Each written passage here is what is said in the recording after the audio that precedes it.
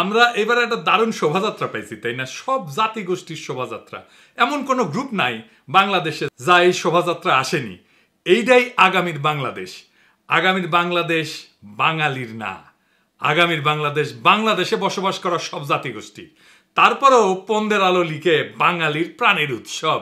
মাসুদ ভালো হবে কিন্তু পন্দের আলো ভালো হবে না। এর মধ্যে ছায়ানট তার বদমাইশি কিন্তু বন্ধ করেনি, বলিছে বাঙালি জাগবেই, সবাই মিলে সুন্দর দিন কাটানোর সময় ফিরবেই।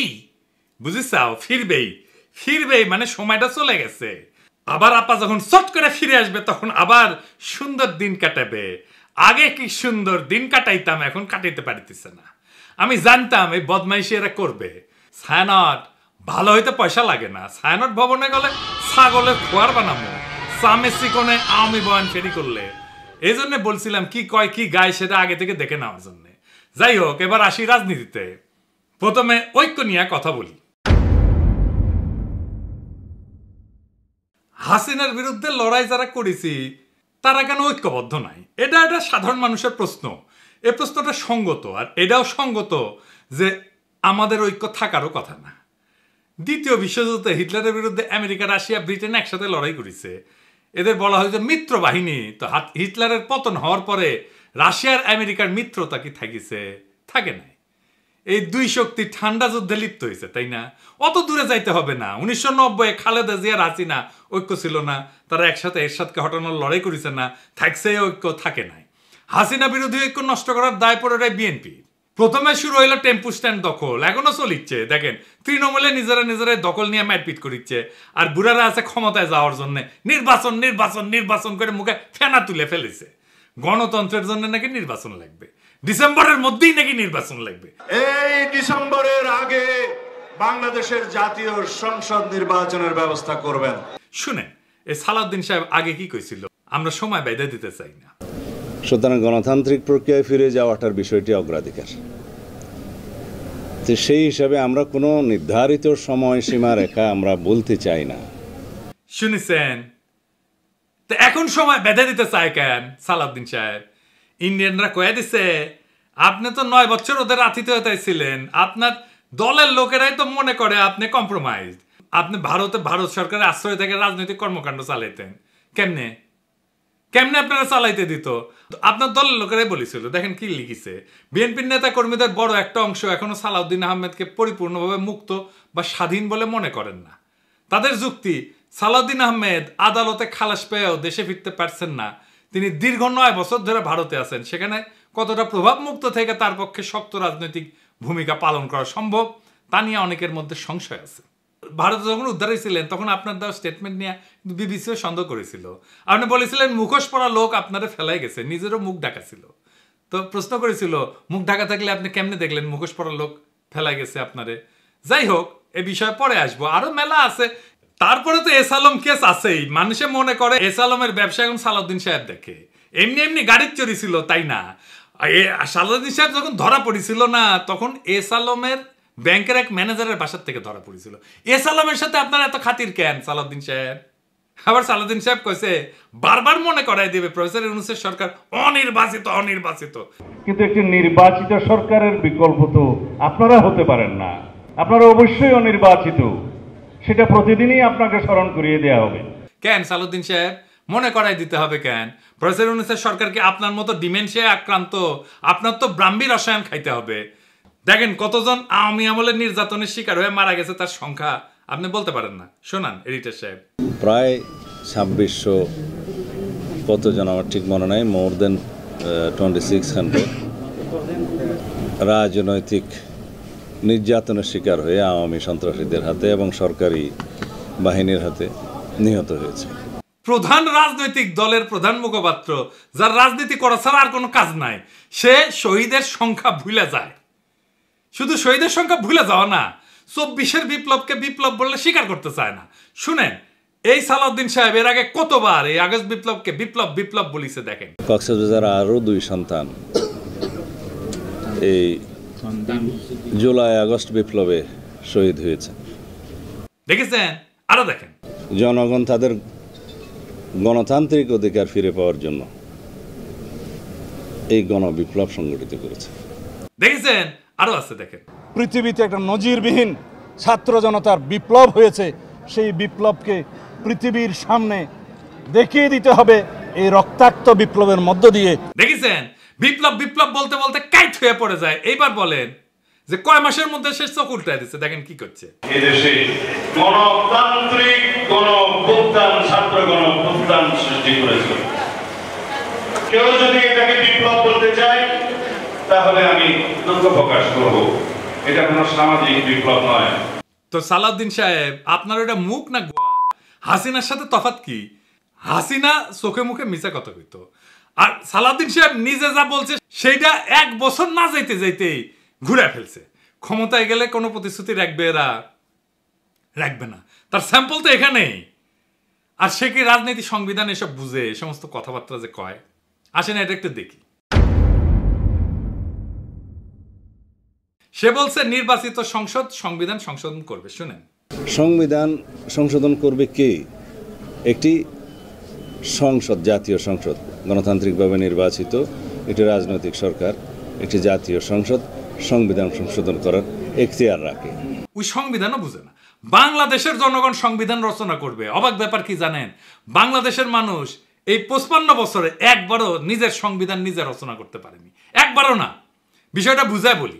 ধরেন আপনি পরীক্ষা দেবেন, আপনার প্রশ্ন করবে কে? আপনার টিচার তো, তাই না? আপনি তো আপনার প্রশ্ন, পরীক্ষার প্রশ্ন তৈরি করতে পারেন না।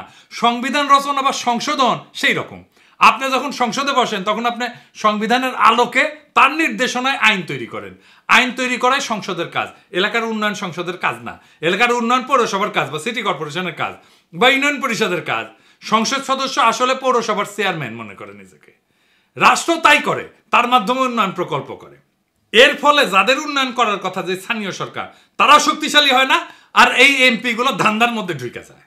উন্নয়ন প্রকল্প করলে টাকা খরচা করবে এমপি, টাকা মারা যাবে উন্নয়ন প্রকল্প থেকে। যেই সংবিধানের আলোকে আইন তৈরি করবে সেই সংবিধানে সে হাত দিতে পারবে না। তো এই উন্নয়ন প্রকল্পে কেন এত এমপির খায়েশ জানেন? উঠে গেলে টাকা মারা যাবে উন্নয়ন প্রকল্প থেকে। এই জন্যেই এই এমপি হইতে চায়। যেই সংবিধানের আলোকে আইন তৈরি করবে সেই সংবিধানে তো সে হাত দিতে পারবে না, তাইলে তো সে সংবিধান এমনভাবে বানাবে যে তার সুবিধা হয়। তাই সংবিধান রচনা করে গণপরিষদ। গণপরিষদের কাজ শুধু সংবিধান রচনা করা। সেই সংবিধানের আলোকে সংসদ নির্বাচন হবে। তখন গণপরিষদ ভেঙে যাবে। বিএনপি বলে আমরা নাকি নির্বাচন চাই না, মিছা কথা। আমরা নির্বাচন চাই, যত দ্রুত নির্বাচন সম্ভব সেটাই চাই, কিন্তু সেই নির্বাচন গণপরিষদের নির্বাচন, যা একটা নতুন সংবিধান রচনা করবে। বরং বিএনপি নির্বাচন চায় না, বিএনপি গণপরিষদ নির্বাচন চায় না। কারণ গণপরিষদ তো তাদের লুটপাটের রাস্তা বন্ধ করে দেবে নতুন সংবিধান লিখা। তাই তারা সংসদ নির্বাচন চায়। আপনারাই বলেন, হাসিনা যে সংবিধান রেখে গেছে, যে সংবিধান খালেদা জিয়া ছুঁড়ে ফেলে দিতে চাইছেন, সেই সংবিধান বদলাইতে চায় না কেন বিএনপি? এই প্রেম কেন হাসিনার সংবিধানের প্রতি, সেটা আমরা জানতে চাই। নয়তো ব্যাখ্যা দেন কেন খালেদা জিয়া সংবিধান ছুঁড়ে ফেলে দিতে চাইছিলেন। সে বলে প্রফেসর ইউনূসের সরকার অনির্বাচিত সরকার। আসেন এটা একটু বুঝে দেখি, আগে এটা শুনে। কিন্তু একটি নির্বাচিত সরকারের বিকল্প তো আপনারা হতে পারেন না। আপনারা অবশ্যই অনির্বাচিত, সেটা প্রতিদিনই আপনাকে স্মরণ করিয়ে দেওয়া হবে। সালাউদ্দিন সাহেব 1975 7 নভেম্বর থেকে 1978 সাল 3 জুন পর্যন্ত জিয়াউর রহমানকে নির্বাচিত সরকার ছিল।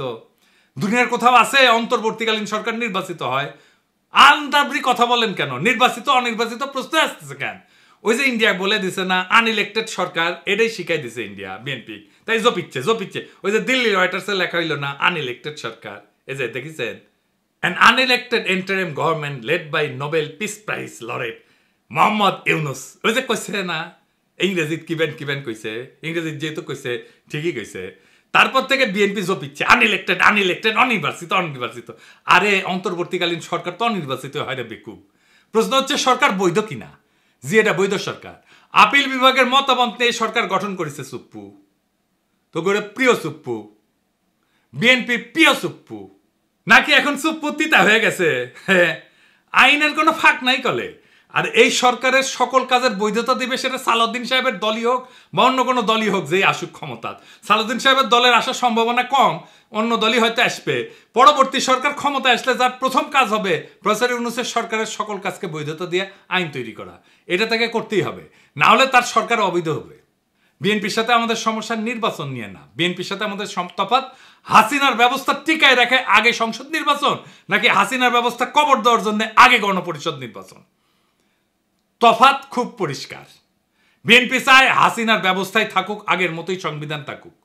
আর আমরা চাই হাসিনার ব্যবস্থা বদল করার জন্য গণপরিষদের নির্বাচন হোক আগে, নতুন সংবিধান তৈরি করি, নতুন সংবিধানের অধীনে সংসদ নির্বাচন।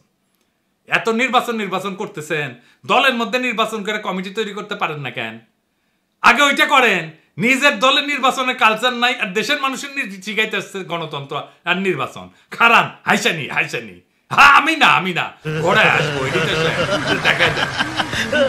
এতদিন কোন কমিটিটা নির্বাচন করে আপনি করতে পারছেন? নিজের কমিটি করতে পারেন না নির্বাচন করে, আর জাতীয় নির্বাচন নিয়ে মাথা খারাপ করে ফেলছেন। আর ভাই আপনার তো দলেরই ঠিক নাই। মির্জা আব্বাস কয় এটা দ্বিতীয় স্বাধীনতা না। স্বাধীনতা দিবস প্রমাণ করবে যে দ্বিতীয় স্বাধীনতা বলে বাংলাদেশে কিছু নাই। সে নিজের দলের চেয়ারপারসনের বক্তব্য শুনে নাই। দেখেন তারেক রহমান কি বলে। 1971 এর মুক্তিযুদ্ধ আর 2024-এর মুক্তিযুদ্ধ, উভয় মুক্তিযুদ্ধেই জনগণের বার্তা একটি। কি সেটি? সেই বার্তা হলো শর্ত দিয়ে স্বাধীনতা হয় না। স্বাধীনতা প্রিয় জনগণ স্বাধীনতা অর্জন কিংবা স্বাধীনতা রক্ষায় কোনো শর্ত মানে না, মানতে রাজি না। গণহত্যাকারী স্বৈরাচারী হাসিনা পালিয়ে যাবার পরে বাংলাদেশ থেকে, প্রিয় বাংলাদেশ থেকে আমি যত মানুষের সাথে কথা বলেছি, প্রতিটি মানুষ অনুভূতি প্রকাশের প্রথম উচ্চারণ ছিল বাংলাদেশ স্বাধীন হয়েছে। স্বাধীন বাংলাদেশ থেকে বলছি।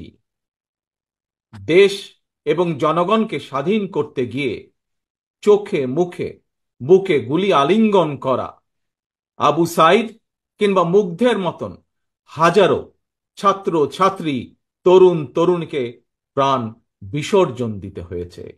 শুনেছেন? এই দলের প্রধান নেতা বলে এক কথা, আর স্থায়ী কমিটির নেতা সারিন্দা বাজায় আর এক।